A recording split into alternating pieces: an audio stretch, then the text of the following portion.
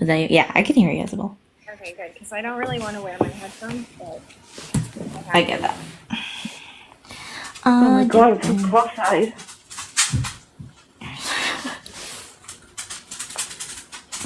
Do you see how cross-eyed I am? Fuck! Fine. I lost all control of my eyes. It's getting worse and worse. Fine. Oh my gosh. Wait. Oh. Let me put this in the. How can I? Hang on.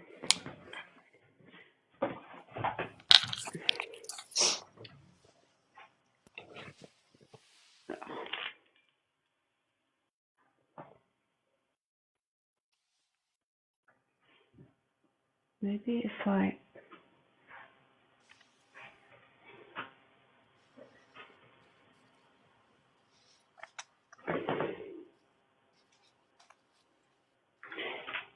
I'll be back.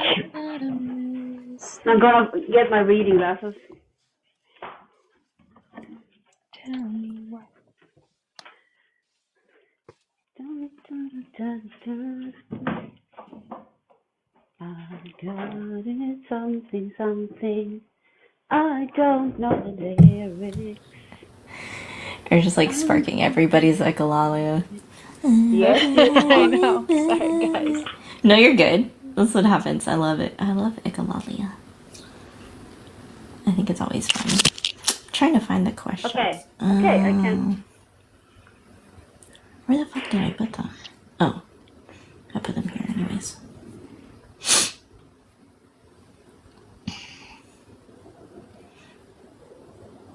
No, I'll try this.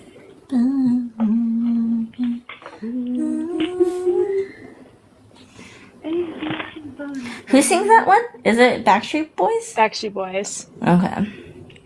Yes.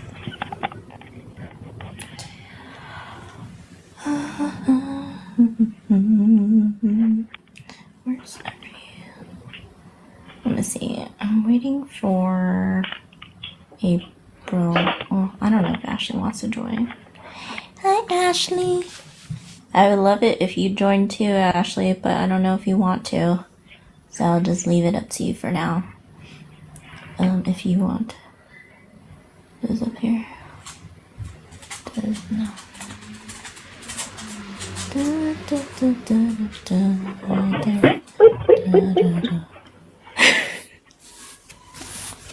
I think I liked NSYNC better though. I was more of an NSYNC girl than a Backstreet Boys. I'm sorry. Bye, bye, bye. That's okay. Don't wanna get close.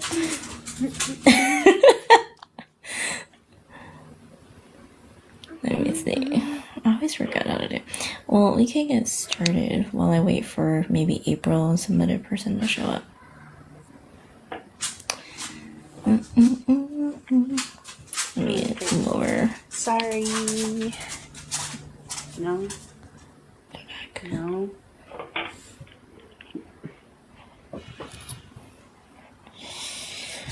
Sorry, Leah. Yeah. At least it's a somewhat good song. Memory, whenever you're ready, if you know how to join.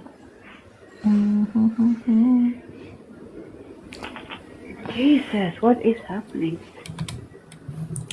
Whoever is at Toward a Gain Infinity. No, sorry. My lives, I have specific rules in my lives. You could check out my profile. I don't let random people I don't follow to be a part of the panel. But you could be asking questions. Certain number of followers. No, I don't think so. Here, let me. Oh, I think they do. To join a live, I think they need 800. No! Aww.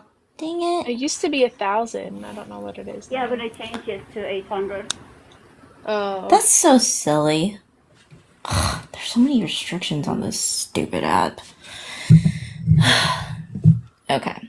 Well, I'm sorry, Memory. I really wanted you to join it. Let me see. April might come, but I don't know if she will. But I'll just get started. So, hello everyone. So those of you who are in the comments, and I know this topic right now is very much a sensitive one in the neurodivergent community. As far as questions and stuff, please feel free to pose them in the comments. But for my life specifically, I have rules about it to keep this place a safe space. I don't allow anybody that I don't follow, nor who they make their own content on TikTok, because I don't know who they are or who you are. So asking to be on the panel is going to be a no. And if you don't like that, oh well. You're free to leave. But what we're going to talk about today is PDA and autism, and a lot of the people on the panel specifically still identify with PDA or have a lot more personal lived experiences with PDA. And we have some questions that we set up beforehand. So this is going to be kind of like a questionnaire answer response live. If you want any more clarifying questions for any individual, feel free to ask those in the comments. Do you have any PDAers on the panel? We do, right? I said yes because we do, right? Yeah. Yes, I do. Isabel is a PDAer. Annalise, do you identify under that label too, or is it for your kids? I don't. I'm ADHD. My kids are diagnosed autistic, and my son is he's waiting to be diagnosed, but his therapists were questioning autism and PDA. Okay. Cool. And then, Ekin, I know you said your kid was given the PDA label? I have a kid who has both ODD and PDA in his journal. And I am here to offer neurobiology. You know, that's it. That's my take and everything. I'm here to offer options. If anyone needs options, I got the options. Yeah. So we'll get started with the first question, and then if we see a question in the comments, I'll try to address it, but we do have a few questions we have already set up. So the first one was all these great questions that were actually given by Isabel. But what is it about PDA that seemed to fit you? And I guess Isabel, you could probably answer that first, since you personally identify that. Okay. I put my headphones on. Can you guys hear me okay? Yeah. So I would say the things that sparked like aha moments for me. One was a big thing around authority, because I have had issues with authority my entire life. Like all through school, my report cards just constantly said issues with authority. And it's been really problematic for me in the workplace, where I've had multiple like blowouts with managers. And the real like thing that gripped me in with PDA is this idea of it being like a nervous system disability, or the discussion around like basically it putting you in fight or flight, because all of these issues I was having, I constantly felt like, why am I so triggered? Like, why does my body immediately feel like I'm in a state of panic? And I would have coworkers that would acknowledge, like, you know, yeah, this person is being shitty or whatever. This person is really authoritative and they don't like it, but they wouldn't have anywhere near the reaction that I was having. And so I think those were some of the things that, like, the descriptions around the feeling in your body that was happening with demands was probably the main indicator for me. And also similar with my son was exhibiting a lot of the like classic children's PDA traits, just like little stuff that they list off, things like pretending his body doesn't work, and, you know, just telling you to stop talking, that kind of thing.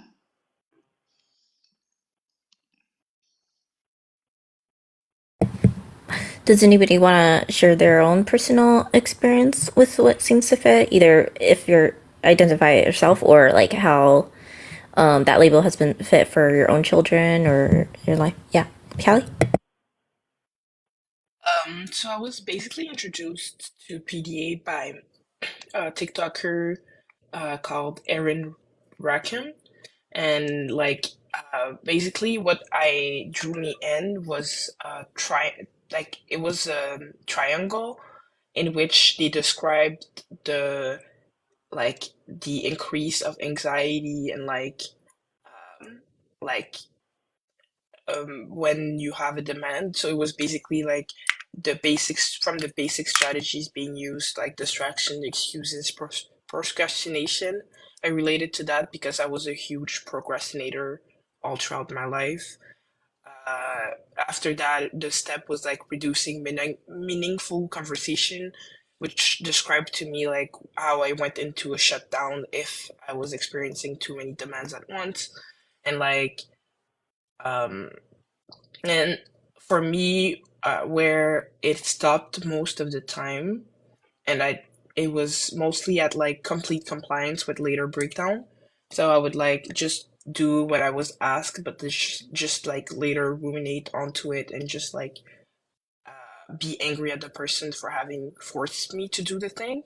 So that's how I like initially connected with like what PE is like. When you get overwhelmed, you can like use multiple different strategies that can be maladaptive to like deal with the issue. Egan? Can I respond to a comment down here? Is that okay? Okay, I'm sorry, but this is one of my passion projects. Someone said I have never experienced trauma in childhood and stuff, and you guys know me. So when it comes to trauma, trauma is so complicated and complex, and we have epigenetics involved in everything. And there's also um, the fact that trauma does not need to have been something you have remembered. It doesn't have to be super traumatic like violence or screaming. It can be as simple as you being neglected as a baby or a young child, and your body will still register this as trauma and keep it with you. There is something called somatic memory, where the body takes the trauma and keeps it with you, and you will never know anymore better. So when you use the argument, I've never experienced trauma, I am doing a video about this to go into more about depth about this, and I don't want to take over the conversation. I just wanted to add, it's not that simple. You might have experienced a lot of different forms of trauma that your body remembers, but you don't. That's it. Thank you. Thanks for me. Anybody else want to? Yeah, Annalise. I can add on to that. So, like, yeah, trauma. When my son, I was thinking about the PDA profile for him. I was like thinking, well, he doesn't really, I know his life and that I'm a good, gentle parent and very calm and co-regulate with him and have done everything. But his trauma can look different from like what he perceives as trauma, like being left alone. Even like I was within like I don't leave my son unattended, but if that's how his body and his nervous system responded to it, then his trauma could look different from someone else's trauma. And yeah, the whole epigenetics of it all, like I come from a long line of women who had really hard lives, and you know, marriage at like 12, and then marriage at 17, and then 18, and 20s when my mom had me, and I've done a lot of like somatic work before having kids, and then after having my firstborn, I felt like there was a lot really, so I did more then. So, but even still with that, like traumas are going to be perceived different by everybody. Yeah. And I questioned if I had PDA because of TikTok. Someone brought it up because I have ADHD, and on my diagnosis, it's severe ADHD combined. So, you know, it's like the ADHD traits too are really disabling, which can somehow like PDA people can Should I not? What are you saying, Callie? This is silent uploading. Oh, okay. Jazz hands. Okay, jazz hands. That's all.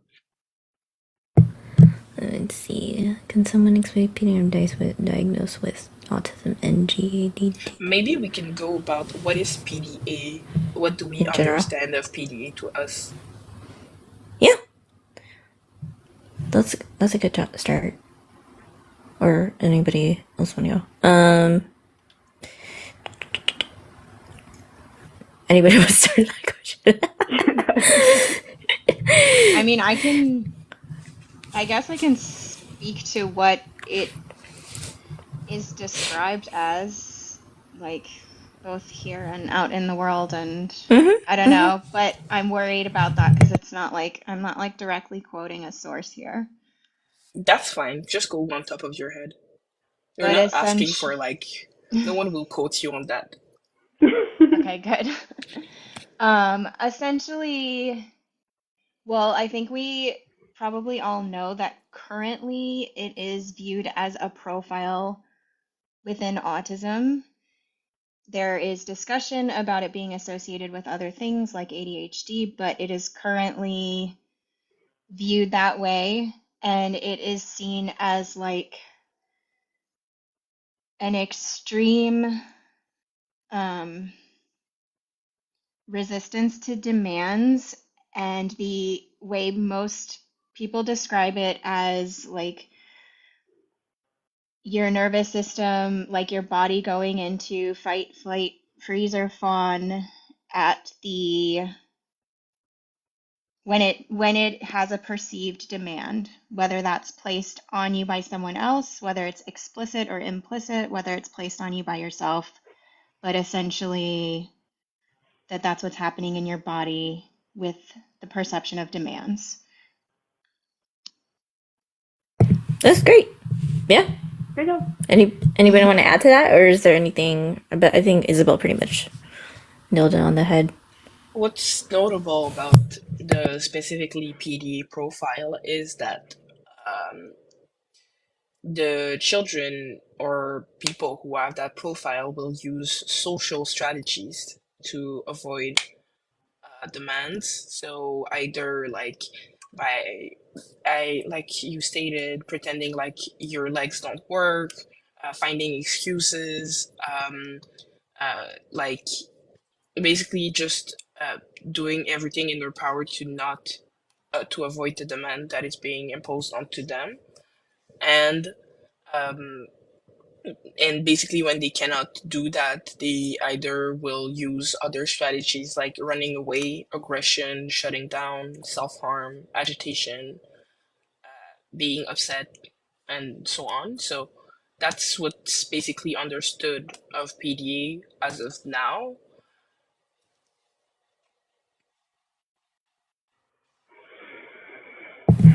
Cool.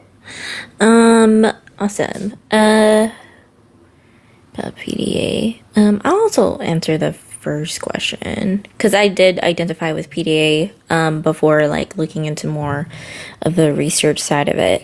Because it was also introduced to me through TikTok and then also through my therapist. She just like mentioned it and I was like, oh yeah, I kind of know what PDA is. And I know with Annalise, she had shared and through our own personal conversations, the things that like checklist a PDA, somebody who would be identified under PDA, and if that label were something in the past, I definitely would have fit that profile because I was very much like a child who would have like my own internal like meltdowns. Like I guess if I were to sense the reaction, it would be more like kind of like flight as well as like a bit of fight, but a lot of my stuff I would be viewed as like a disobedient child or like I didn't want to meet certain demands. And then as an adult, it felt that way as well on certain aspects of my life when I would be asked to do something and I would have like that kind of like what Isabel was saying, that certain like physical response or reaction. that I couldn't really explain before. But that, for me at least, was the personal aspect of PDA. But did anybody else want to share on that question before we go on to the second one? Yeah, go ahead, Liz. Can I just respond to, there was a comment that I saw that said it's real regardless of the label. Can I respond to that Go real ahead. quick? Because I just want to make it clear that this whole discussion, despite what other videos you guys might have seen floating around TikTok that have kind of turned the PDA discussion into like a battle of like non-PDAers versus PDAers, despite that, the discussion here amongst all of us and how this all started isn't about whether or not people are experiencing what we currently believe PDA to be. We all acknowledge that those experiences are very real. What we're questioning is the PDA label itself and sort of the cause of the experiences. We're questioning the idea that we label the cause for all of these things as just demand avoidance. So I want to make that clear. Nobody in this live or having any connection to this original discussion denies that people are having the experiences to the degree that they say they are. We all believe that. I'm gonna exit you toward a gain infinity if you keep making comments like this, because you are obviously here to create a negative comment space, and that's not what this panel is for.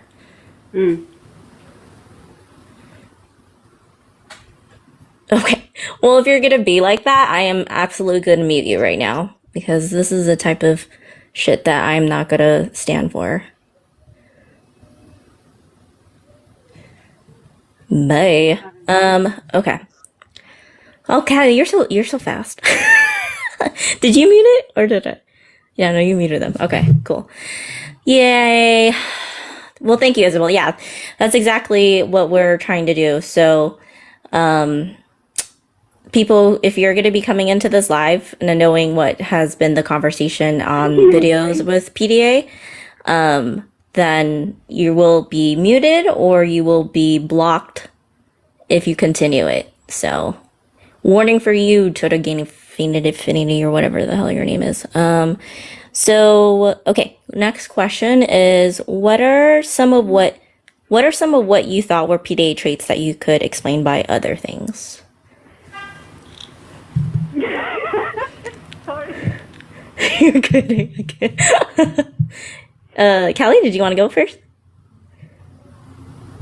I realized that a lot of my procrastination could be avoided by could be explained away by task paralysis. So like I would procrastinate for like weeks at a time to go to the grocery, and I would have associated with pathological demand avoidance. But the reality of the matter was that I was going to the grocery store. I didn't have a list. I would I would have to like physically use my body to push a cart, which is already like expending energy on its own, and then I would just have to make a choice, like and like there were too many choices to make at once, and like I just realized that if I use tools to help me make choices prior to even arriving at the grocery store, like I now use ChatGPT to help myself make a grocery list before, so like I don't have any active choice to make. Now my only task is to find the different items that I have. So once I incorporated these strategies, I just realized that it wasn't actually like it wasn't the demand avoidance as such. It's just that it's a negative sensory experience as well as task paralysis. I don't like to go to the groceries. There's big lights, there's music, there are a lot of people. So like just if I change the time that I went, so I go like when there's no one there, I have a list made, I can uh, diminish the anxiety, the perceived anxiety with that experience. So that helps a whole lot.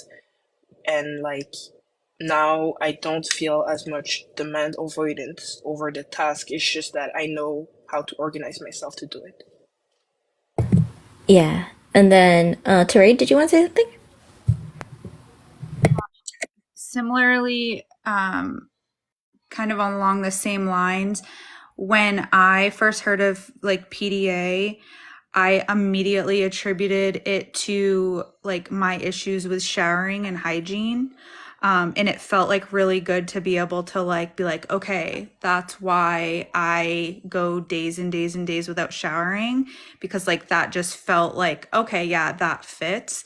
But once I started really breaking down like my autistic sensory needs, like there's so many things involved in showering that from a sensory aversion perspective, like that, once I really dug deep, like that was more the root of it rather than the actual demand, like the societal demand, or just health demand of showering. So things like the progression of, or the fast progression of like room temperature to really hot, it physically makes me sometimes nauseous.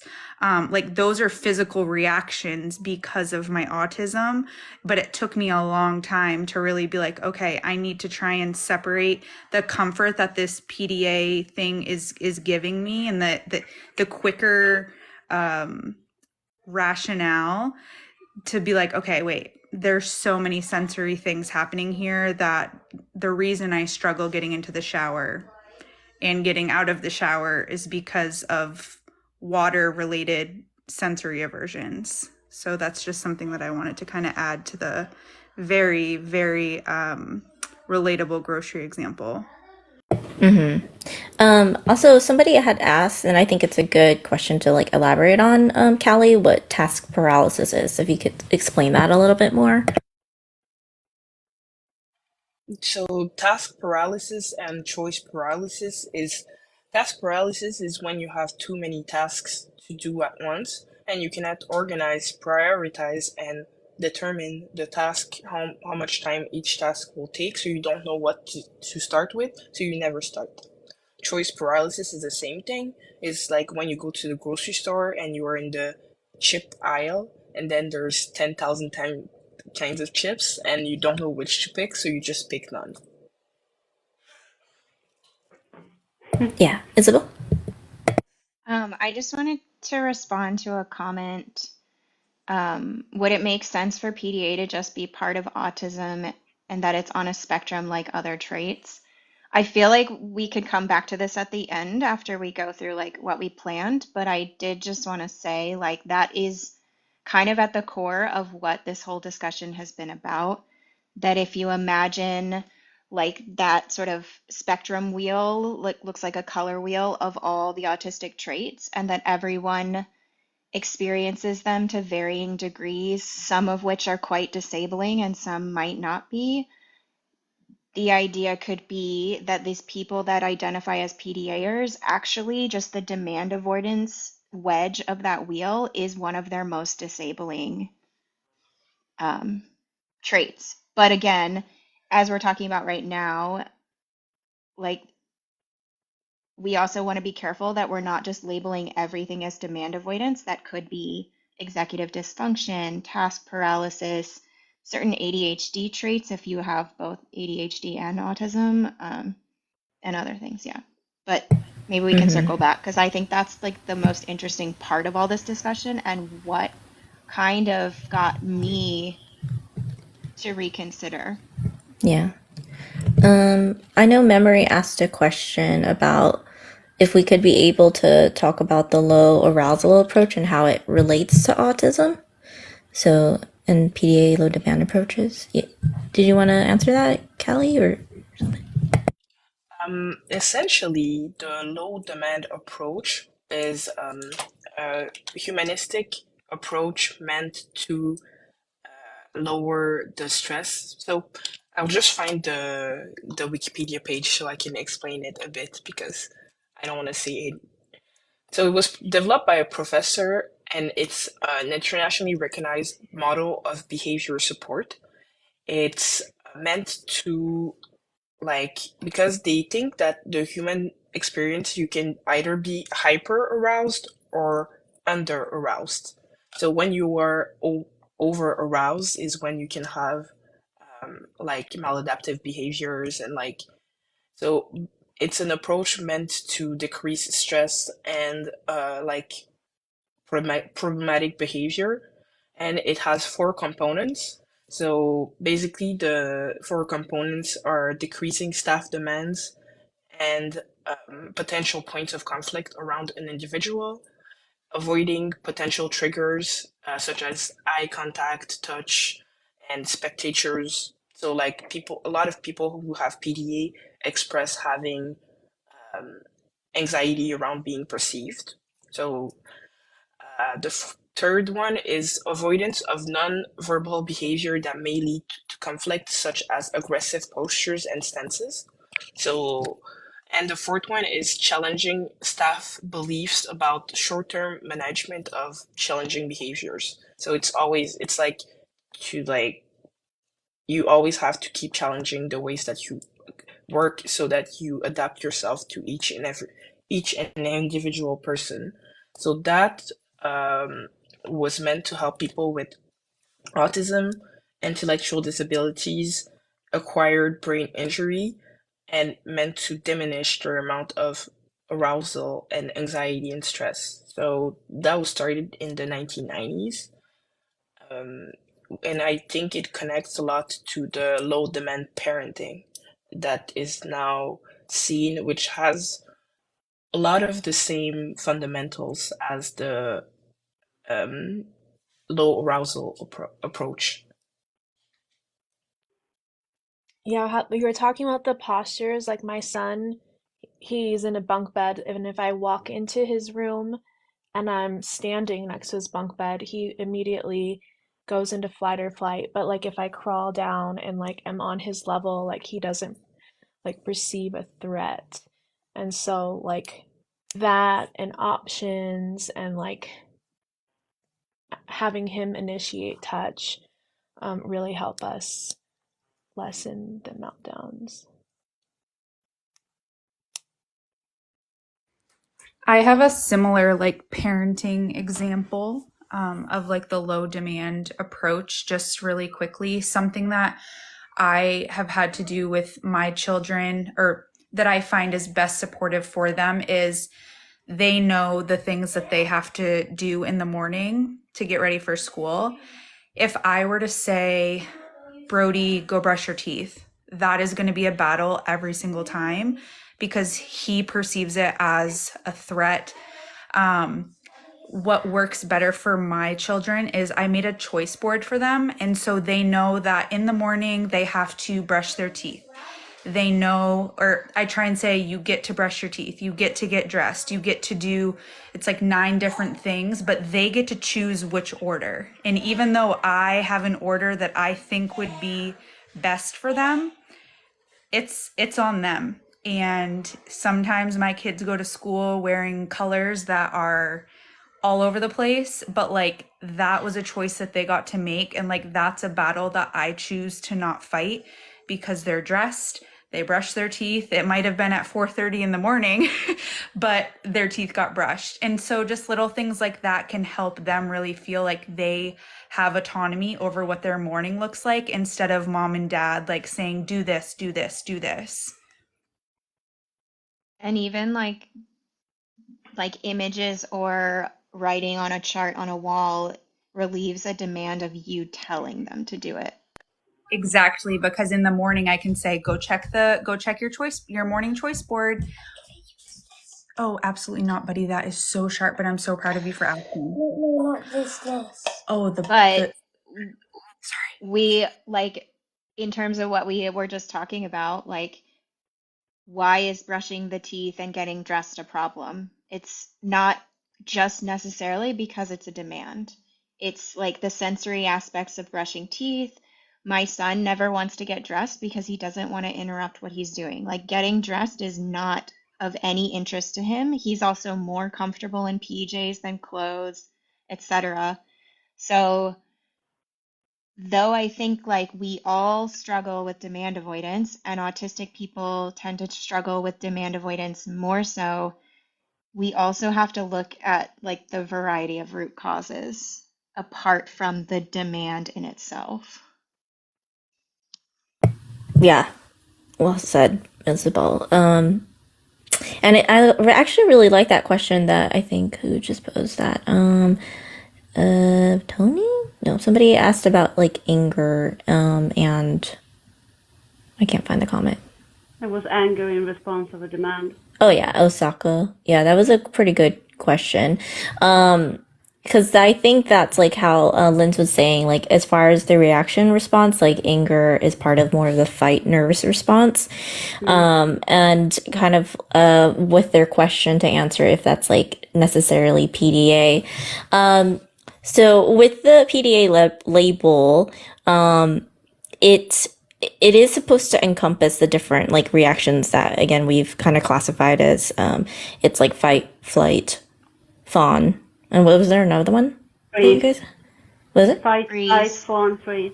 freeze? Okay, cool, thank you. And then for that reaction, as far as like kind of also answering this question of what are some of the PDA traits that you could also explain by other things, like for me personally, I usually would have like a fight or angry response into a demand.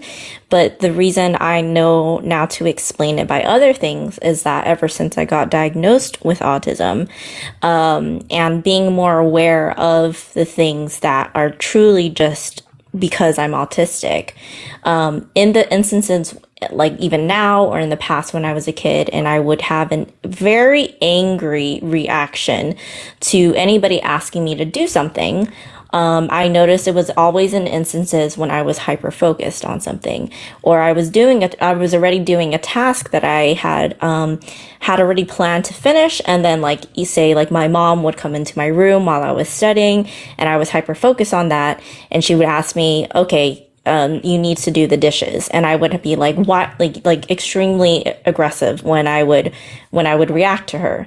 I still have those types of reactions when my husband is like trying to get my attention, and is asking me something, but again, I'm like hyper focused on something, or I'm like trying to wind down, but it's even though like for me, I know it's not necessarily a demand anymore. I know it's somewhat, it's more my autistic issues with the interruption of like my routine or what's the plan I already had in my head, and somebody's interrupting that, which is a huge issue for a lot of autistic people. Is like if you have a routine, you have a plan, and there's a change in that, it creates these it could create meltdowns for autistic people, it could create shutdowns for autistic people. So for me, it creates a very more visceral reaction. And that's also another thing that, like, for me, transitioning is just also really hard.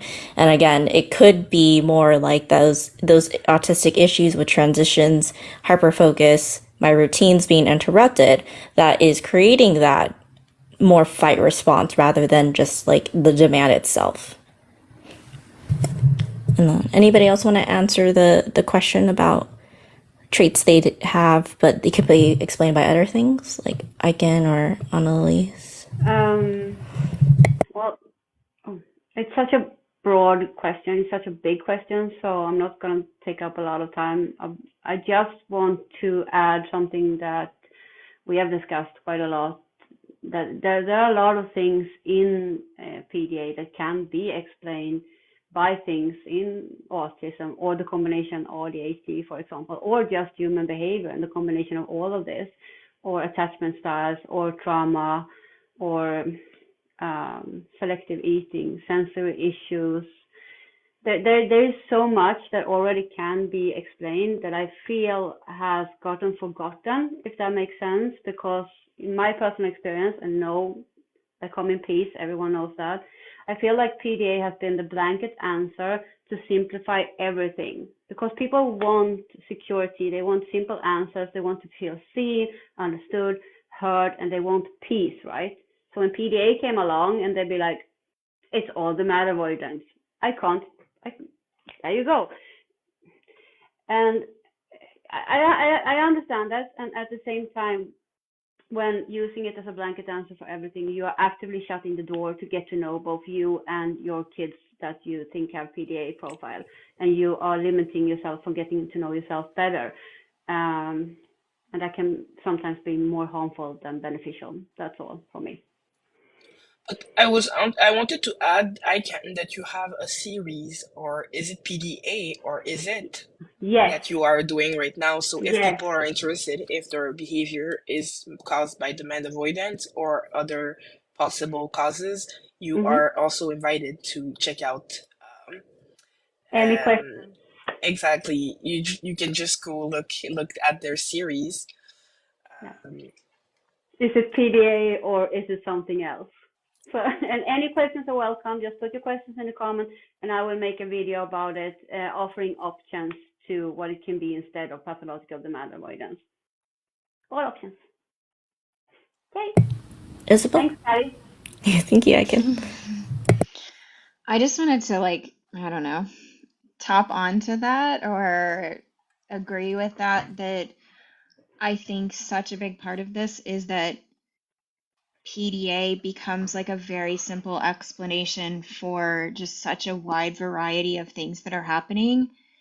And I think that makes it very attractive. Like, I think it simplifies our life. And if we can just say it's demand avoidance, and if some of these solutions, like a low demand response, are effective for autistics and ADHDers, etc., then it's like we have a simple problem and a simple solution, except that I think a lot of things fall through the cracks if you do it that way.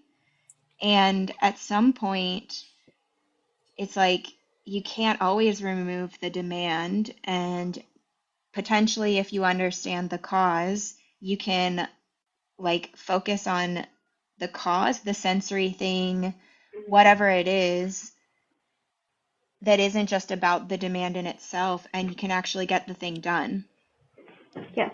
and alleviate some stuff. So yeah, I think that I won't really go more into this question. I have just a couple of examples that are very similar, like to Janella, with like restrictive behavior, not wanting to be interrupted and that kind of thing. And just what Iken said, just like that I have these scenarios that I had like boiled down to PDA because of the reaction in my body. I was like, the PDA must be like the main thing because I'm in fight or flight. But in reality, it's like, as an autistic person, I could be in fight or flight for like a whole number of, like a whole host of reasons. And it is easy to call it PDA, but then I don't acknowledge these many other factors. Mm. I think it's useful for a lot of people, and they can relate to that because it's a very somatic framework. So it helps explain the internal reactions and explain also how disproportionate the internal reaction is with the external experience. However, Yeah. it's like, yes, these intense emotions that we experience are legitimate. However, in order to address these issues, since they don't all have the same root causes, we don't Mm. always need the same solution for them. So it Hmm. becomes like the chicken or the egg. So is it demand Mm. avoidance that's causing this, or is it the sensory processing disorder, the task paralysis, choice paralysis, and any of all the options that we've named before?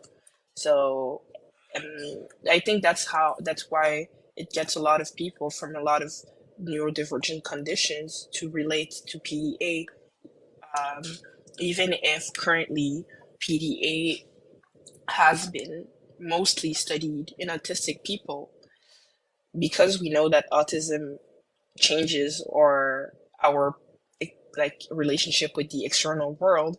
We don't know how PDA could be if we take that out and we put it on the ADHD framework or on the bipolar framework. Like, we need to know how would these symptoms and experiences be reflected in these groups of people who are not autistic. Mm-hmm.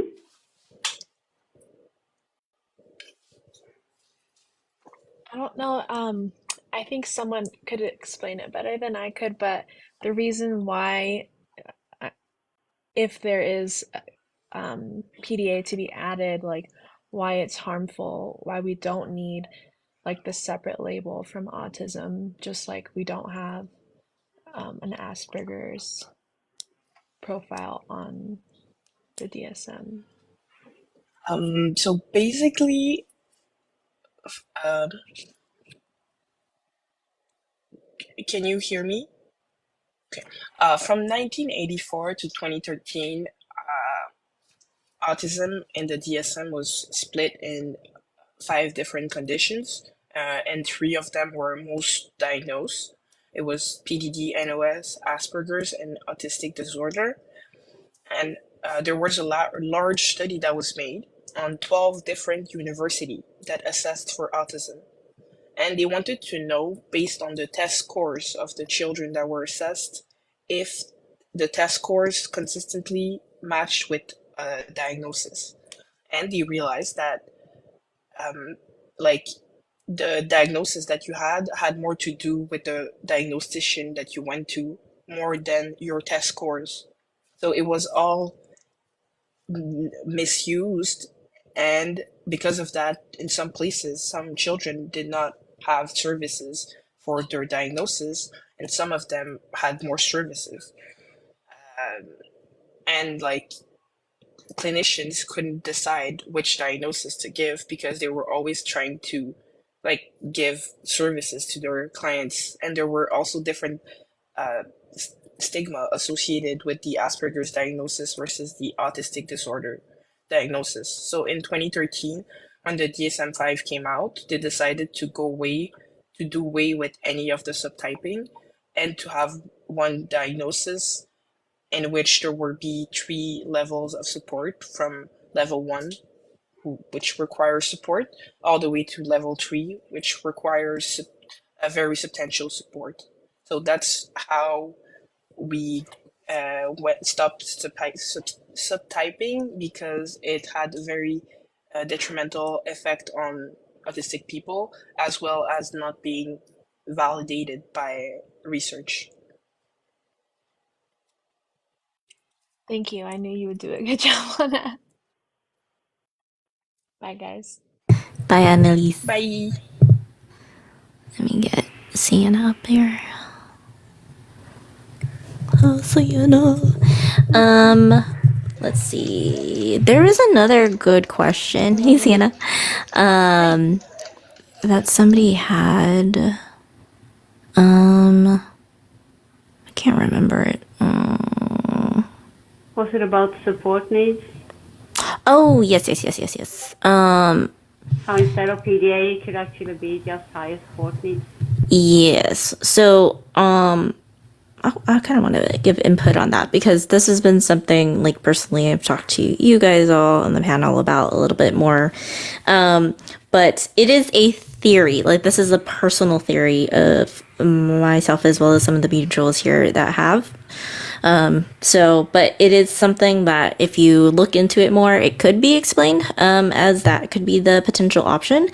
But personally, the reason why I kind of came to one of this theoretical conclusion that this PDA could just be more people or children who are potentially autistic, but autistic with more mid support needs or high support needs, is that what I've been hearing from a lot of PDAers about why they are kind of clinging to the PDA label is because when it came to those who are especially autistic, who say they are autistic or have been diagnosed or self-diagnosed as autistic, but then add the PDA label, they were saying that the PDA label was the only one that explained and that they could explain their experiences. And to me, I was more thinking that in general, when it comes to seeing a representation, we definitely don't see enough representation of mid support needs, high support needs, autistic people on TikTok, at least, or I mean, just in general in media.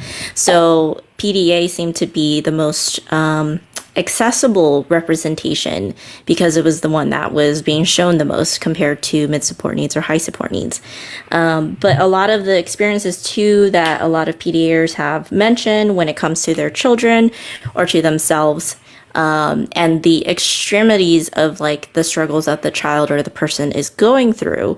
A lot of those experiences that could be really be attributed to being more high support needs or mid support needs autistic.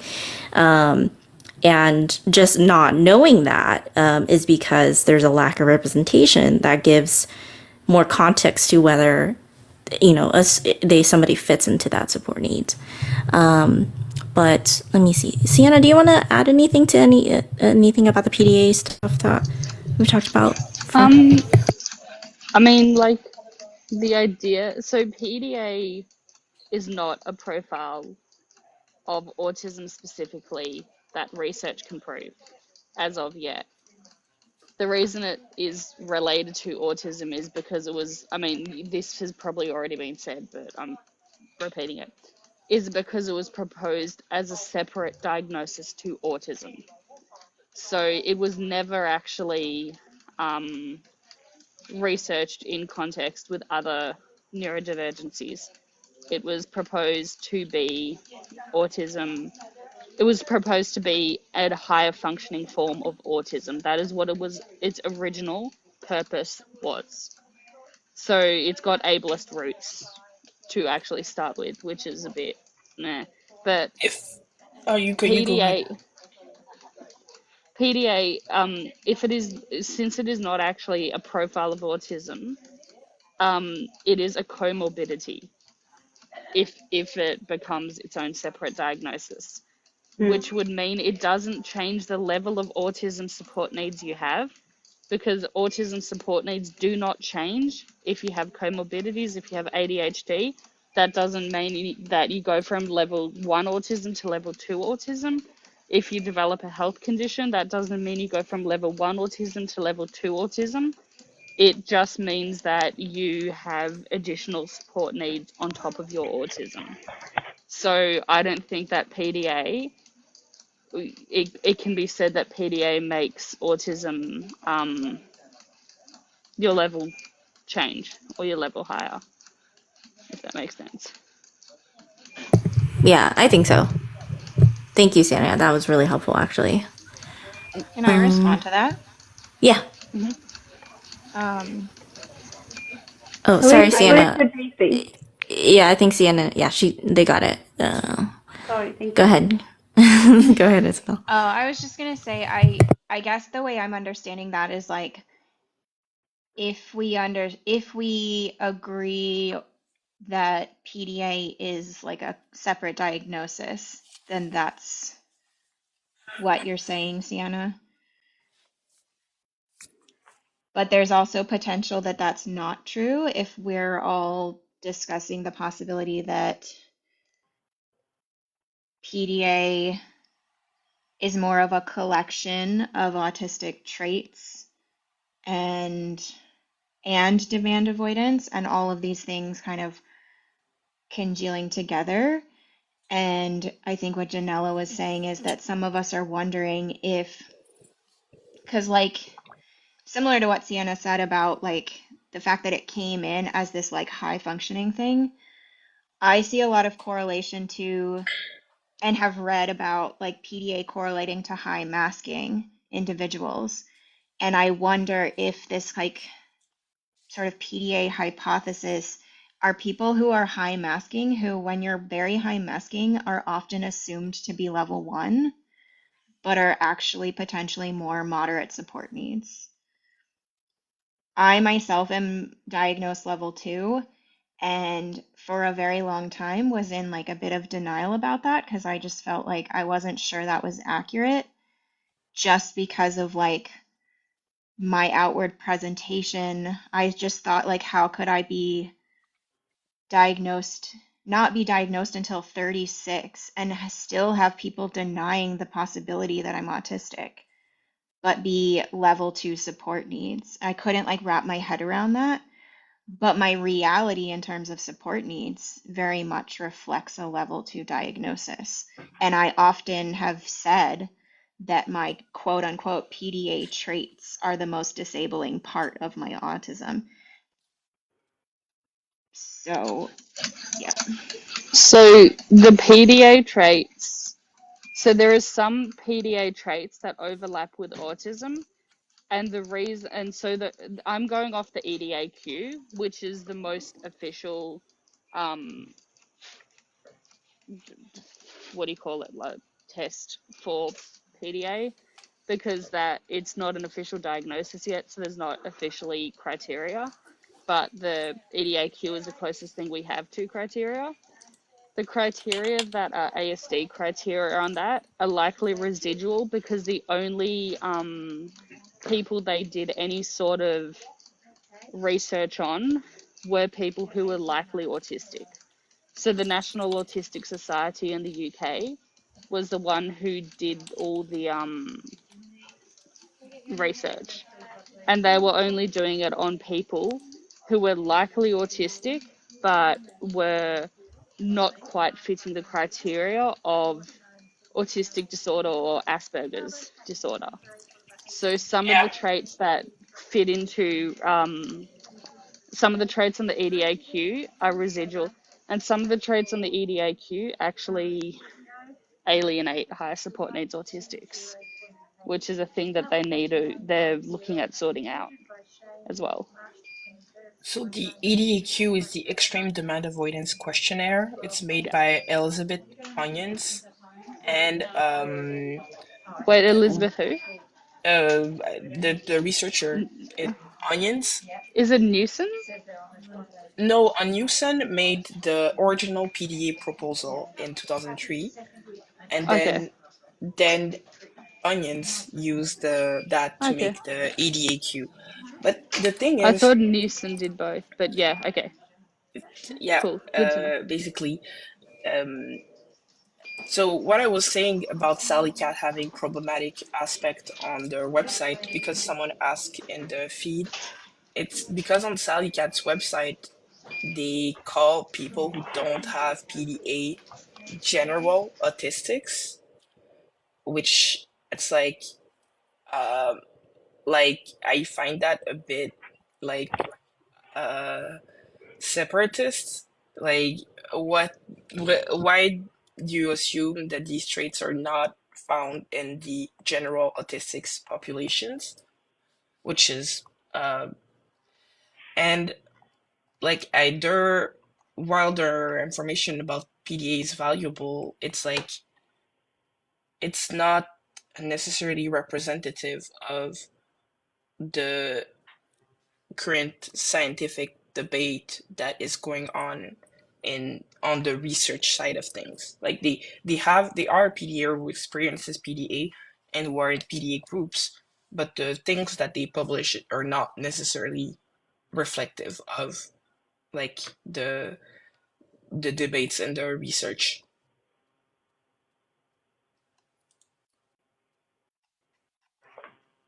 Okay. Cool.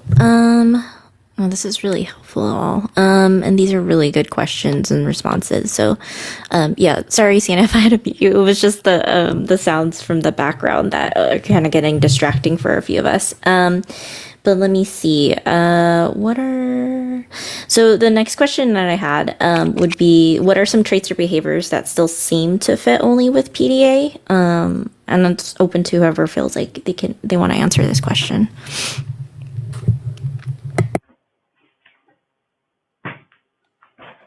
I feel like if I dig, I can find. I feel like there's a lot of things. I can't think of anything that I can't find a root from with my other diagnoses. I feel like it kind of goes back to what Isabel was saying for me, where like at the time when I first heard it, it felt like the easy thing to be like, oh, that's because I'm PDA. But when I start breaking it down, for me personally, I do feel like I can find roots with my my current diagnoses, which are autism, ADHD, CPTSD, to name the most prevalent.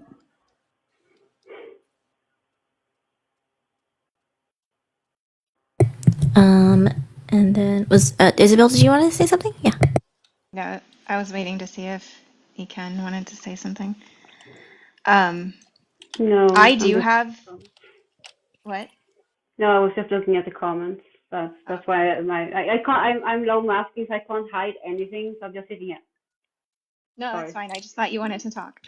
No, no. Um, I do have some things that I still don't really have a place for outside of PDA that I don't really have answers for, and I'm open to like people who have thoughts on it. But I really connected with an autistic guide. Their their content around this idea of equalizing behavior and like being put in a one down position. Um, because that was like a bit of a breakthrough moment for me on some things that were going on in my life. I talked before about having huge issues in the past with authority, with bosses, and I've also had like a lot of issues around this with my husband. Like we realized that a lot of like challenges in our communication and in our relationship had to do with this situation where I would like need to like equalize against feeling like he put me in a one down position. And for anyone that doesn't know what is meant by that, the idea is just that like someone is like there's an implication that you're beneath them in some way, whether it's like you're doubting something that they're saying. It's not like on all fronts. Um, it's just like in that moment. So I really that is specifically where I heard that terminology first of all, and I don't know where else I might have read it or heard it, but I just remember that being kind of an aha moment, and I don't really have another answer for that. I feel like I have a reaction in my body to people like implying that I don't know something or like exercising like their authority and hierarchy and all of the things that we talk about like autistic people do like have issues with hierarchy and things like that, but it feels really extreme to me and I just don't have much of a place for that. The one other thing that I will mention is it seems really kind of trivial, but it is like this weird thing that I can't explain in any other way other than PDA, but some of these sort of like executive functions of like eating, drinking, using the toilet, I very much recognize like an interoception issue there as well as a like interrupting what I'm doing issue.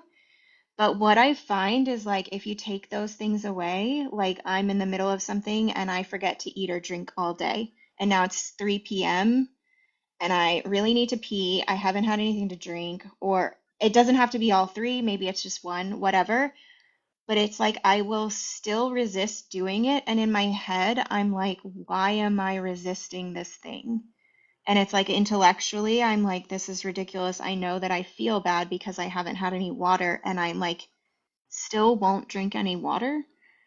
And it seems like so silly and inexplicable to me. And I just can't figure out why I would continue to not solve the problem. So those are the two main things that I just like can't find other explanations for. So do you mean they're explained by PDA or not explained by PDA? We've been talking about like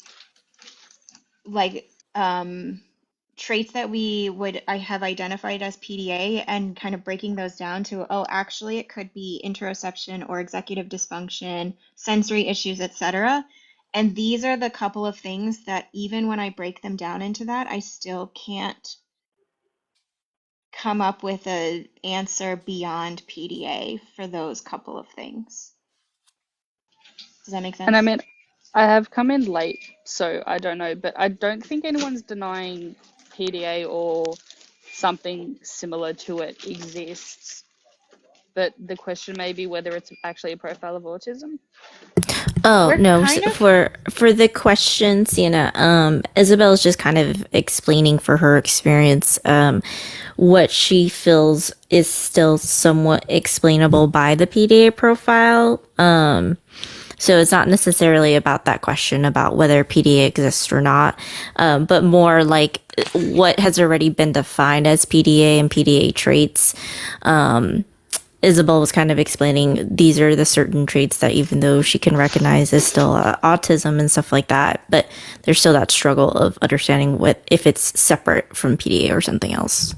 Sorry, but I I was think, just trying to validate that. yeah. I was trying Well, to validate also, Isabel, not question it or anything like that.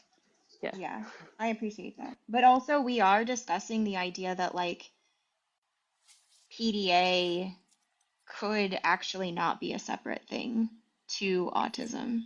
Like that possibility that it's actually, or that maybe there are a lot of people that identify with PDA that like it is actually related to all of your autistic traits. So I think that's where this discussion is coming from, is like we're all kind of, a lot of us who identified with PDA are trying to sort through like what of this could potentially just be explained by my autistic traits and what of this still fits into this PDA label with nowhere else to go. If that helps like explain what this discussion started. No, you got it.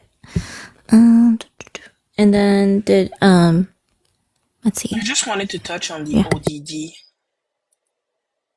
So it's like a positional defined disorder and conduct disorder is a diagnosis that is given uh like like overwhelmingly in black men and in like racialized individuals, and it has a very like negative effect where like they can get denied like opportunities and access because of that diagnosis, and the symptoms that are being like uh, the traits of ODD seem to look like the traits of PDA, but portrayed in a positive light instead of a negative light. So, because the overwhelming demographics of PDA on this app have been mostly white women, it's it's like is it acting in placehold of a diagnosis that we already know? Is it the same observable behaviors, or are we just categorizing them differently because of biases? So like for instance, in the a lot of autistic people say who have PDA say that they don't match the criteria for ODD, but from research that I was able to gather, ODD and ADHD is as prevalent in autistic children. So if you are an autistic child, you're as likely to have ADHD and ODD, and we know just how many people have ADHD and autism. So I'm like trying to grasp uh, what refrains people from identifying with the label of oppositional defiant disorder. Um, it's a lot of people express that it has to do with the vindictiveness aspect of it. However, in the same discussions, in the same vein, a lot of people who have PDA express feeling a lot of resentment and anger. So I have a hard time differentiating what is the difference between ODD vindictiveness and PDA anger because of the demands of the anxiety of the fight. Yeah, what's up, I have Isabel? I have a question, Callie, for you. If you um know much about like I don't know much about ODD, but like why is it seems like there's so little questioning or understanding for like where the behavior comes from. And that seems to be the main difference between ODD and PDA is we're saying these people are defiant, they're manipulative, they just don't want to do things. And then these people, PDAers, have a nervous system disability. Like they're reacting based on how they feel. And like, why is there no consideration for people with ODD of like where the behavior is coming from? Exactly. So it's like we see it's one of the diagnoses that a person does not have to feel impaired by their symptoms to have that diagnosis. That's why it's often so weaponized against Black children. But if you think of the reality of a Black child that is oppressed by the system, that is not giving as much opportunities, it is rational to react to hierarchy and to oppose that system. So it's like, And is anyone is asking them if they're impaired? Like, exactly. So it's like, it's and since most people who can have formally the label of PDA written by psychiatrists have so because they go to private clinicians. So there's like an issue that I see here with equity and how it's being perceived a different way of for the same subset of behaviors. Go ahead, Terry. So I'm speaking as a teacher right now. The way that teacher, and I'm sure there are amazing teachers, right? Like there's amazing teachers always, but in the public school system, the way that I have experienced teachers talking about a student that is diagnosed ODD, if you were to compare the way that that student is treated from the second that paperwork comes in through the rest of their public school career compared to a lot of other diagnoses, it gives me goosebumps in the worst way because they're even among the people that are supposed to be supporting these children, the way that they are treated and just shunned and put off to the side because they just have ODD, like it as a professional was so hard to watch. That's not giving anything to the conversation other than just saying when you hear people talk about the negative connotation that comes with ODD and seeing the way these children are treated, it is truly heartbreaking. And I just wanted to add that from the educational standpoint. Those students are not supported largely, and it is terrible. I mean, it's basically it's assuming ill intent versus looking at need. Like, what do you need to? But so is anyone being diagnosed with ODD later in life? Are we It's a children's predominantly diagnosis that precedes conduct disorder. So people are okay? labeled ODD in childhood, and if that worsens, that can turn into conduct disorder that has a harsher diagnosis. But I just want to add that a study found that the children with PDA tested similarly in terms of scores um, in disruptive behaviors to children who had conduct disorder. So it was a systematic review of all the studies that were made on PDA in children and adolescents. So that is something that I have in my library. So we tend to like stigmatize a lot of children with ODD or conduct behavior, but when we look at the testing, they don't look that different from children who have conduct disorder. Mm.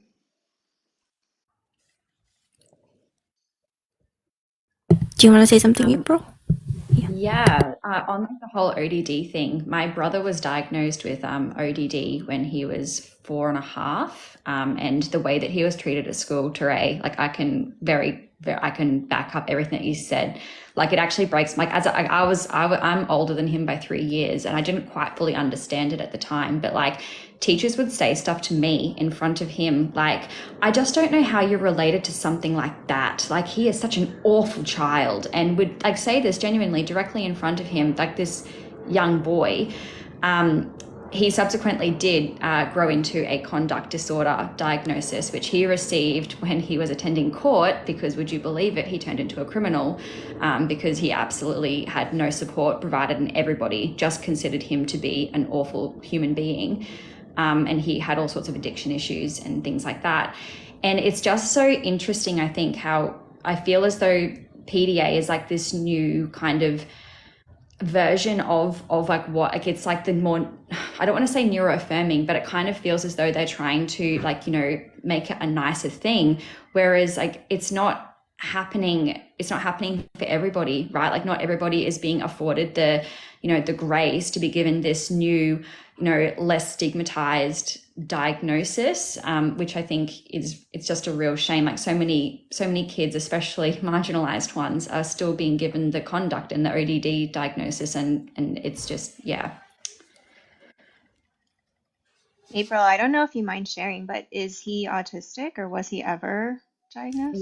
Yep. So he was one of those kids where the doc, so my mum, like looking back now at just how much she did for him, she drove him all over our state trying to get support for him. And they said he doesn't fit a single box. He was autistic, ADHD, ODD, and they had him on like a plethora of medications and things like that, trying to get it all to like work out.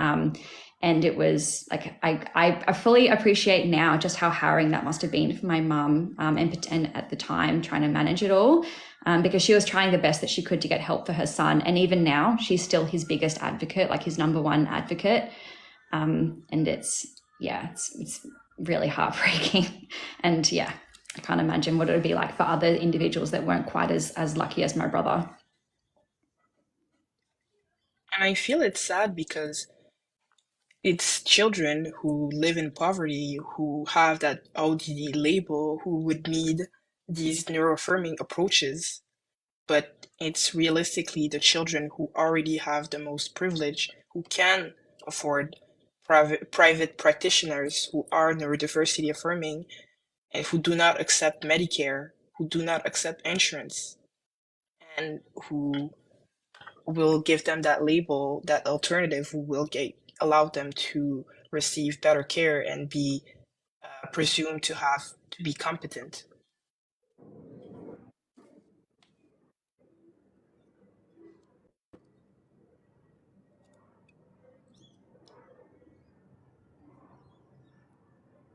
Okay.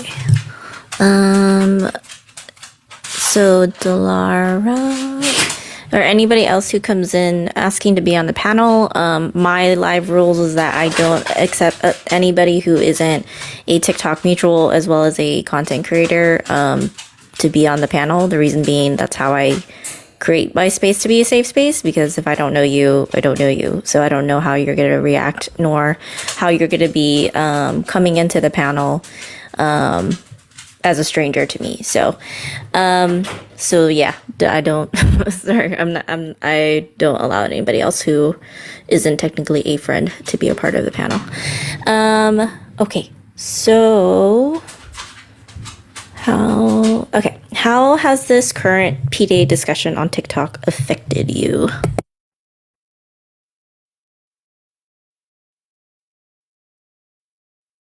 Shall I speak? I'm just looking at notes that I made. So, initially I was devastated, to be honest. I like the first handful of videos were all from mutuals of mine, so it was actually maybe more devastating because of that, because I like fully like respected their opinions, and like I couldn't just write it off as like all these like strangers I don't know are just like spouting nonsense. Um, and I had only like it's been a year-long process of like more than a year of me sort of like dissecting PDA and like figuring out if and where it fits in for me, and then having like what felt like aha moments of like, oh, this is absolutely what it is, and then like really kind of attaching myself to that label. So I don't want to pretend like it's been an extremely long time. I've only been diagnosed autistic for about a year. So there are people that have had to kind of grapple with their identity in it being like much kind of like more ingrained in them. But it was definitely really devastating at first, and I was really dysregulated, and I was like crying to my husband about it. And I was messaging you guys, like people who had made the videos, and asking questions and just wanting more information and frantically saying, like, well, what about when I do this and when I do this? And like, how would you explain that?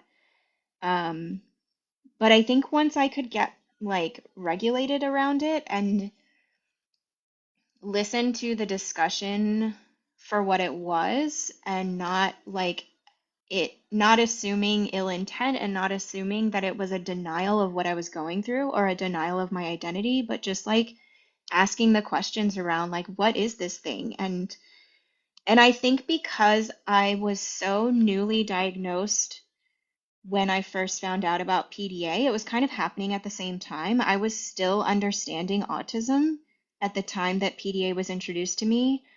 I hadn't fully like delved into my identity as an autistic person. And so I think that's actually happening for me more now, is like I'm realizing if I take away this reductive label that has been slapped on all of these experiences and look more at like all the many elements of being autistic that can create these same experiences, like I think I'm just like getting to know myself a bit better and understand how my brain and body work a bit better with this discussion happening. So, yeah, I'm much calmer about it now. I don't feel triggered, and I'm actually just more interested, and um, like it's helping me to figure some things out.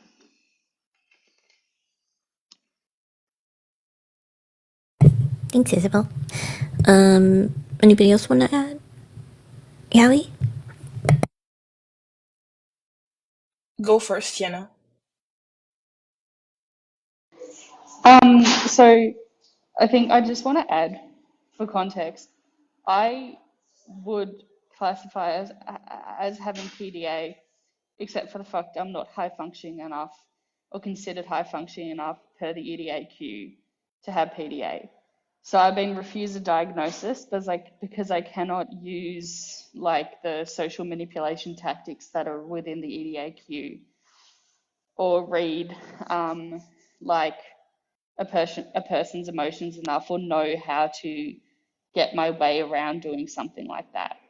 So I've been denied that diagnosis, even though I have all of the anxiety, like extreme anxiety, panic attacks when somebody asks me to do something. The PDA discussions on TikTok, to me, I'm too scared to post anything about them. I have not said publicly anything, like in video about it. Even being in this live is very anxiety inducing because I'm afraid of retaliation and I'm afraid of how people are going to attack me just because I say something, even if it's not offensive or whatever, I guess. So I've not. Okay, so the EDAQ requires you to be able to use. Oh my gosh, I can't remember the exact criteria points at this point off the top of my head, but it requires you to be able to read people's emotions and respond in a way that you can get what you want. I can't read people's emotions and respond in a way to get what I want. It requires you to like have different people and know saying like, so if you were asked to do something you can give a response that you know will get you out of doing a demand. Those are the criteria for PDA, as close as what we can get. I'm written out from it because of those scores. It's called social strategies to avoid demand.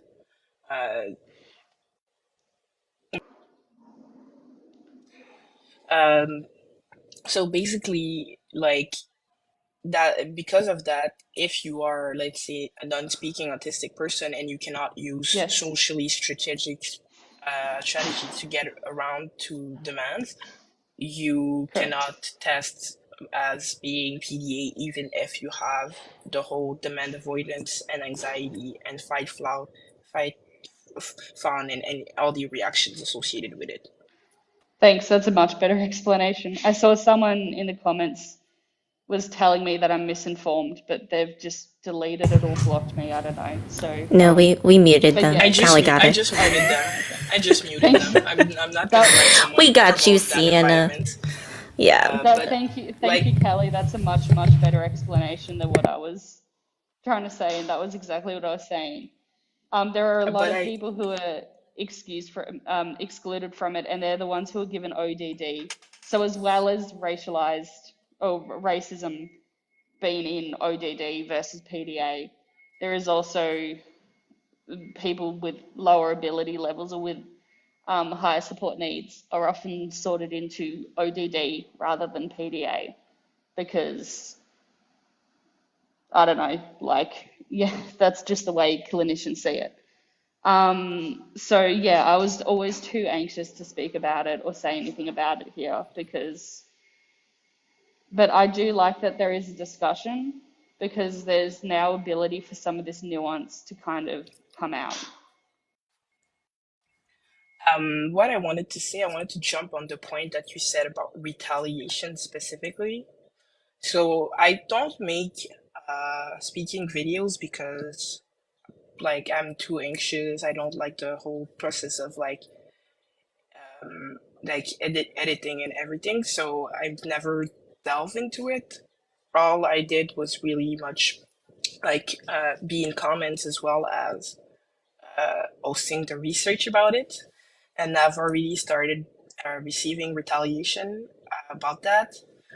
So there were people that made several video insulting me, um, like a lot of name calling. There were people going in comments saying that my opinion was invalid because anyway I was saying that PDA is not real when I'm just literally presenting the nuances of the research landscape. And like I was just wanting to also add a lot of like intersectionality because I feel like since the PD discussion has been led by mostly white women on this app, I as a black agender queer person, I just wanted to like add to the ODD perspective because it's a diagnosis that a lot of people from my community have a higher risk of receiving. And I wasn't really seeing or hearing these discussions. So I'm really glad that we have a space now for being able to express these ideas. But I just want to remind everyone that it's not equally safe for everyone. Like when I interact in comment sections, I tend to receive a lot more harsh comments and insults. Whereas if my mutuals who are not black or white comment the same things or the same idea in comment sections, they are received with a lot more empathy and grace. So that has really affected me negatively because I I feel like I'm being maligned a lot. Yeah.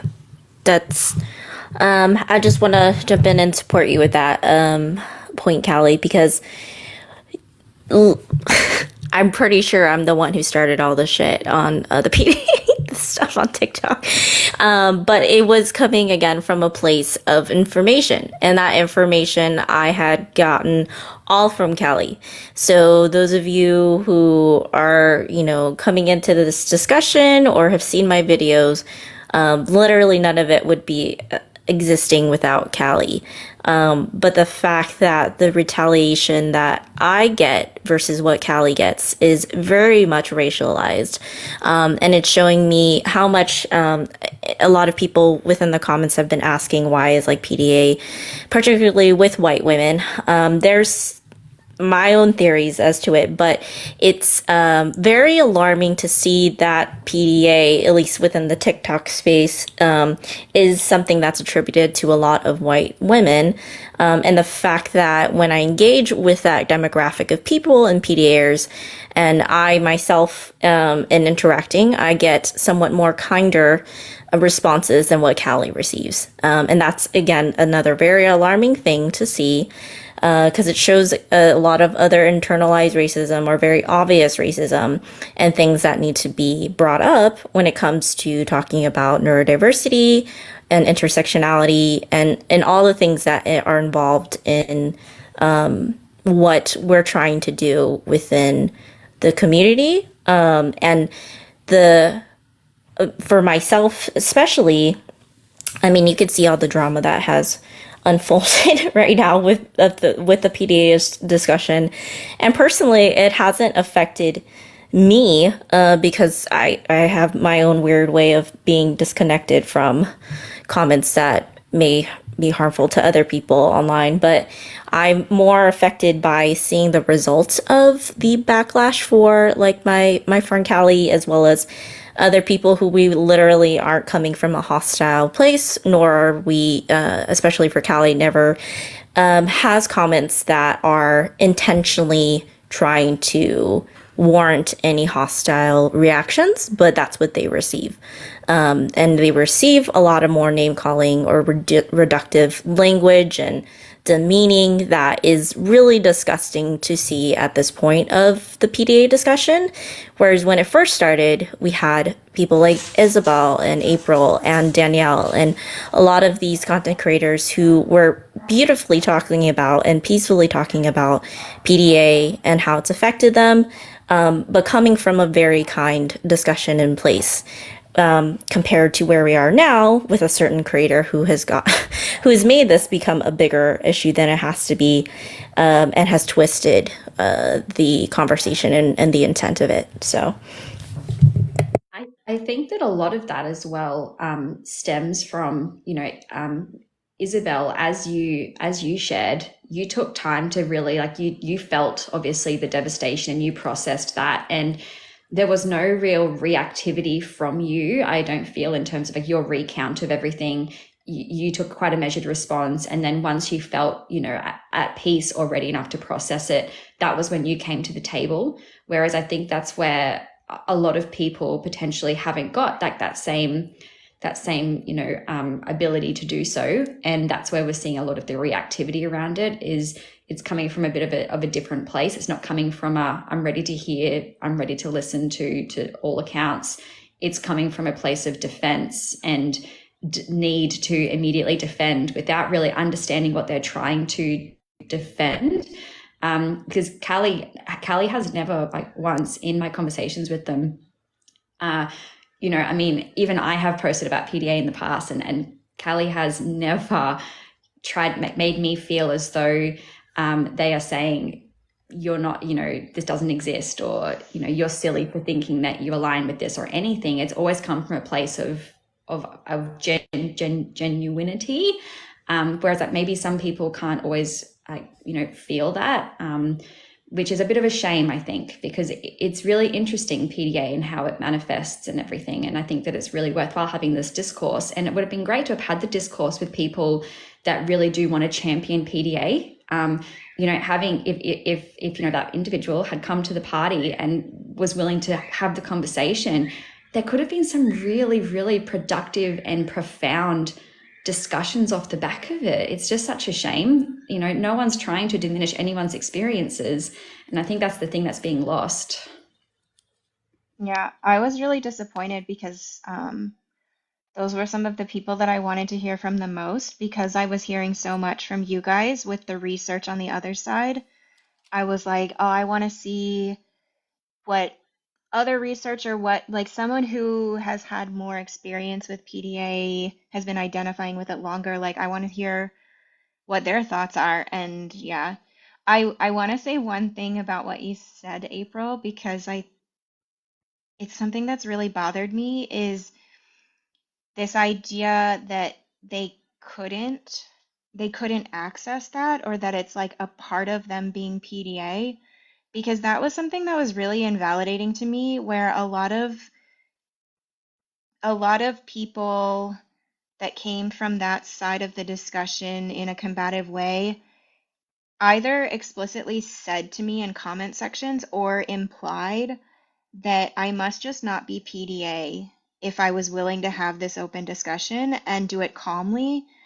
And I think using PDA as an excuse for making a really terrible decision to react when you weren't ready is really challenging to me because, like, we can be disabled and we can also have, like, be held responsible for our choices and actions. And this one person in particular has like 188,000, or is it 288,000? I don't know. They have hundreds of thousands of followers, and nobody at all is judging or condemning them for their initial response. Like I said, I had a very similar response. But there's a difference between how you respond in the comfort of your own home, to your partner, to your friends, in direct messages, versus having the wherewithal to make a multi-part series of videos. And that I can't get behind the idea that like that is a PDA thing, and then that person is exempt from that responsibility because of PDA. Especially if we're talking about someone that is a therapist, like 100%, right? And it's like it's almost weaponizing a little bit, and it's kind of assuming that you as an autistic or as a PDA individual, you can't grow and evolve like the way that you approach things. Like my coping mechanisms are so different as an adult from what they were as a kid, but so many people seem to just think, oh no, like I have got every right to respond this way. I don't have any accountability on myself to try and find healthier ways of navigating things, when that just isn't true. Like I definitely don't want to exhibit the same reactions and reactivity that I had when I was younger as an adult. Like I want to help grow and learn and develop that.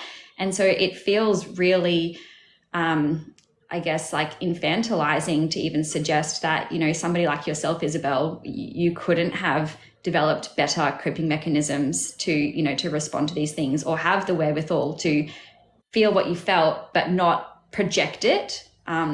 So yeah. and also like everybody makes mistakes, and we are not unwilling to accept apologies, but then when the behavior continues and changes aren't made and people double down and triple down at places where they seem to maybe have become regulated and are still making these poor decisions. Yeah. Sienna, did Sienna? you want to say something? Oh, Unmute. sorry. Okay, now I've got it. I did just also want to add what you were saying about how people, if I'm thinking of the right creator, which I'm sure I am, um,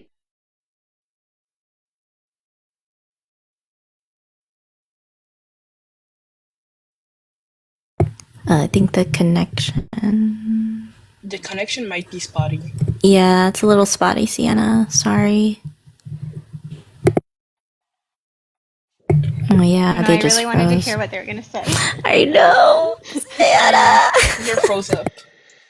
I wanted to add that it's like I too, like you, Isabel, really wanted to hear from the people that have been championing PDA for the longest on this app, but also I was extremely disappointed by the reaction, but it's the fact that since that person has such visibility and engagement on this app, is that it's like they were setting the standard as to they were modeling to other PDAers how is it that you are like how is it acceptable to react, and that she also associated all the PDAers who identify with that label with that specific behavior.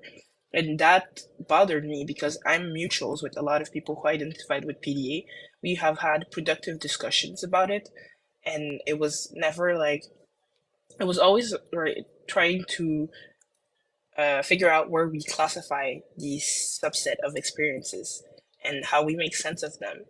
But then it turned into like a lot like it turned into aspie supremacy that was not even veiled, and that was extremely disappointing because I don't think that every single people that identified with the PDA did so with the implications to uh, like subtype autism. Not everyone understood that specific implications that it came with. So that's why I was particularly disappointed to see that.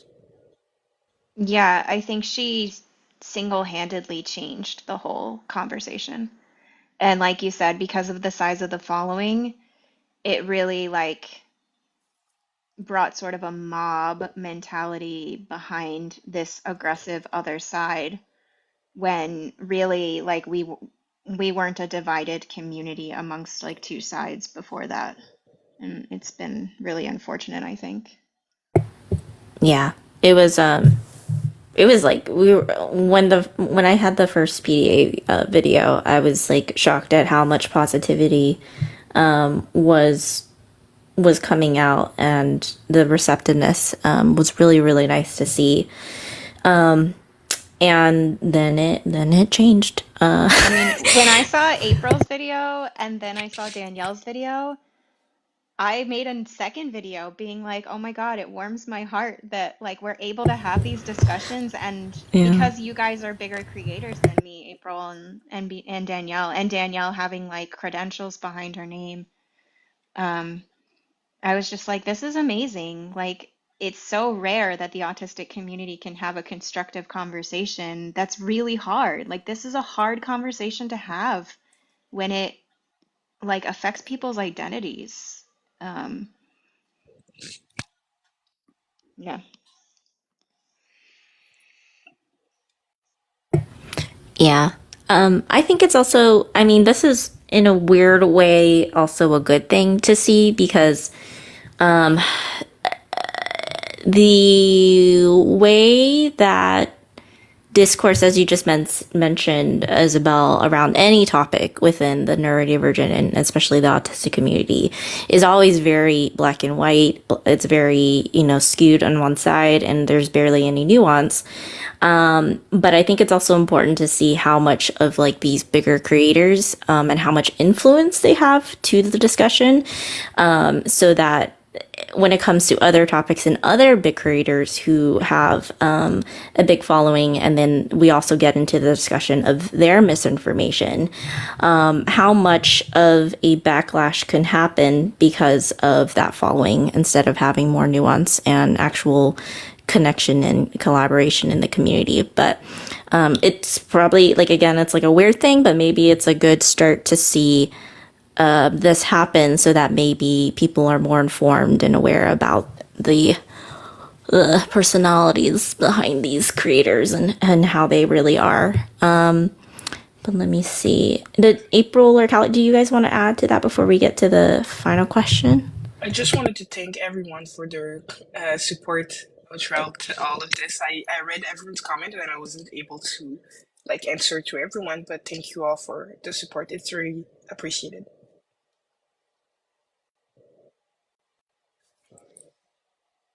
Okay. Someone in the comments said, is there a good search term to catch up on this story? I don't want to like be self-promoting, but you you could watch on my videos referring to PDA. Yeah, no, I think it's like if you can look at the people on the screen and go to their profiles, and you'll see videos talking about PDA within the last month. And I think that, and in each video, it usually tags most of us so that you can kind of like catch up on that. Yes. Okay. So last question, and we'll close it off here. What would you like to see happen with the TikTok PDA discussion moving forward or in the future?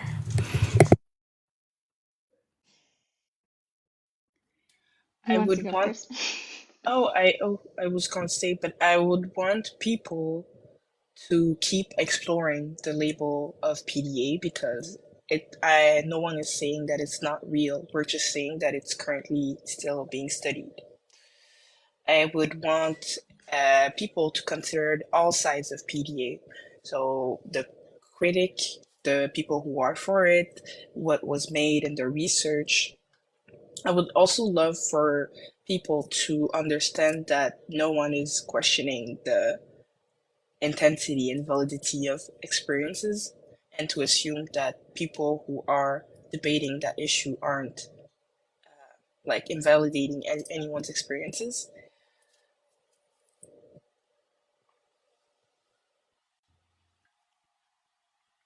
Go ahead, Isabel. Oh, I was gonna say, Sienna, do you remember what you were gonna say? We were waiting with bated breath for you.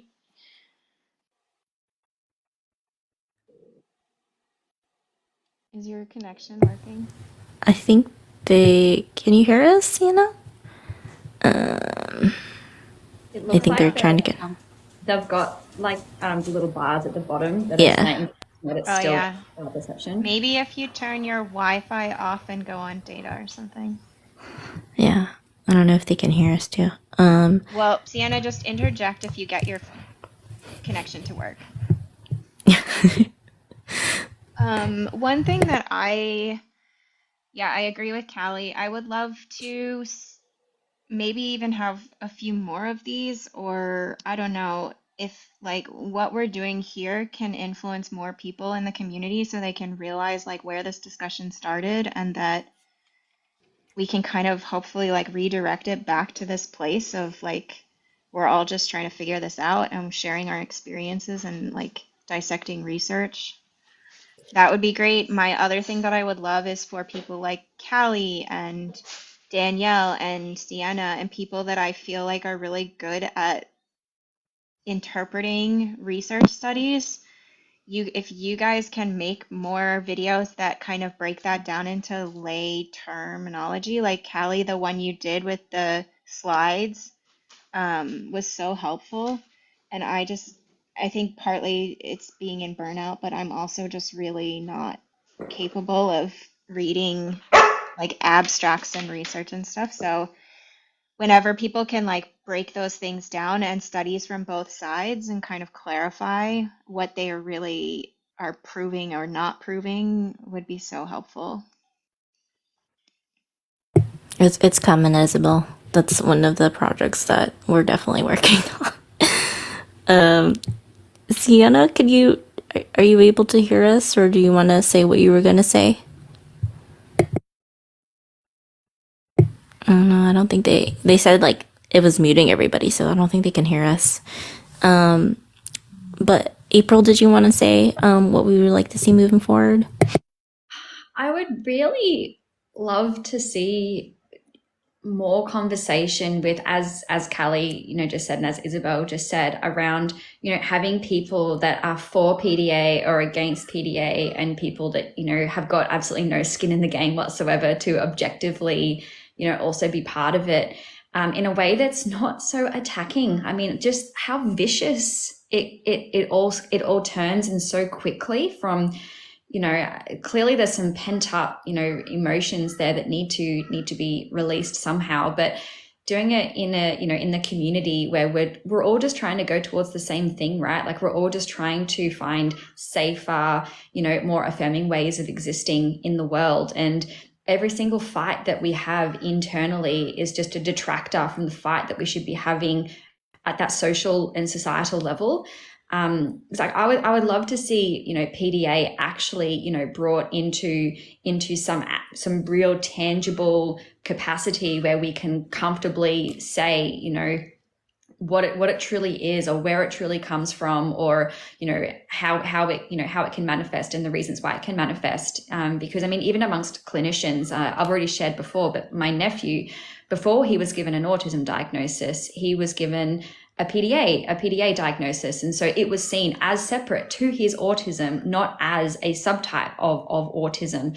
But then where that root, like where it came from, you know, at the time that he was given the PDA diagnosis, he was also given a severe generalized anxiety diagnosis. And so, you know, is it potentially just a subset of anxiety symptoms where, you know, and so it's just, there needs to be so much more research around like the particular traits that are being attributed to PDA and whether or not, you know, I just needs to be more research around it, but then the discussion needs to follow in a way that it's an objective, it's a meta discussion. We're not actively attacking you if you are saying that you have PDA. It's above that. We're speaking at a broader term.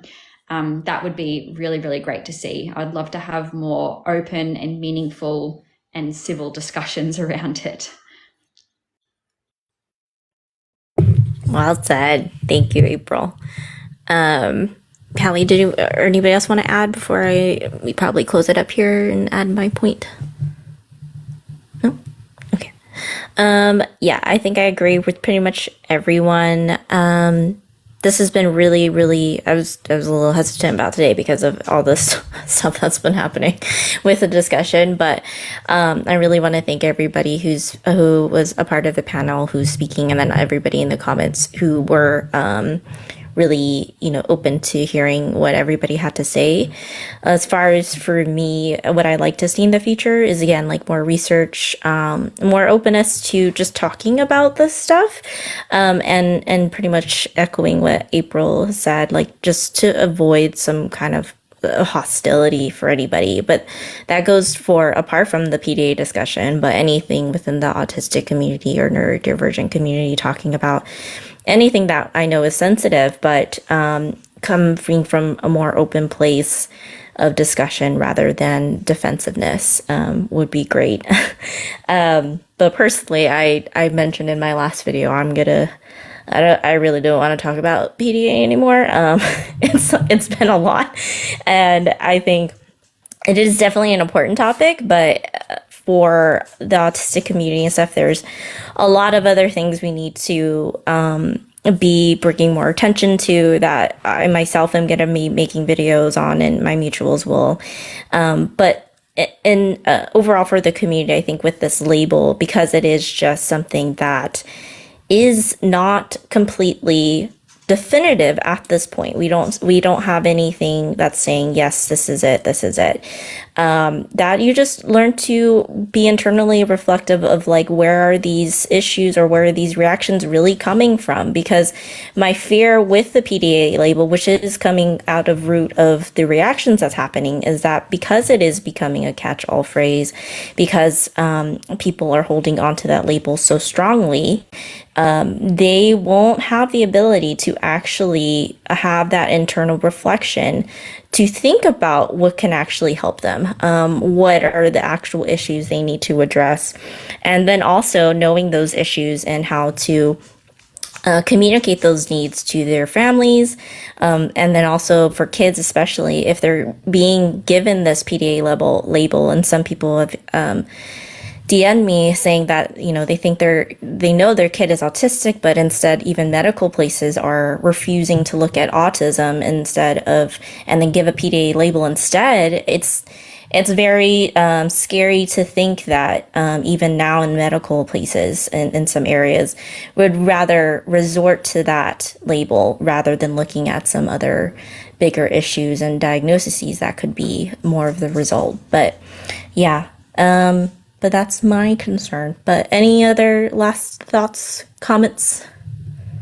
I would love for people to stop being racist. Woohoo! Yes, That's the stop thing. racism. Yeah, and it's like that's it. I just I just want people to stop being racist. Yeah. I just have to say though, if anybody comes for you, Callie, God knows I'm gonna be in there, up in those fucking comments. But yeah, Oh, I so wanted if to any, say one little thing after you're done, Janella. Sorry. go ahead.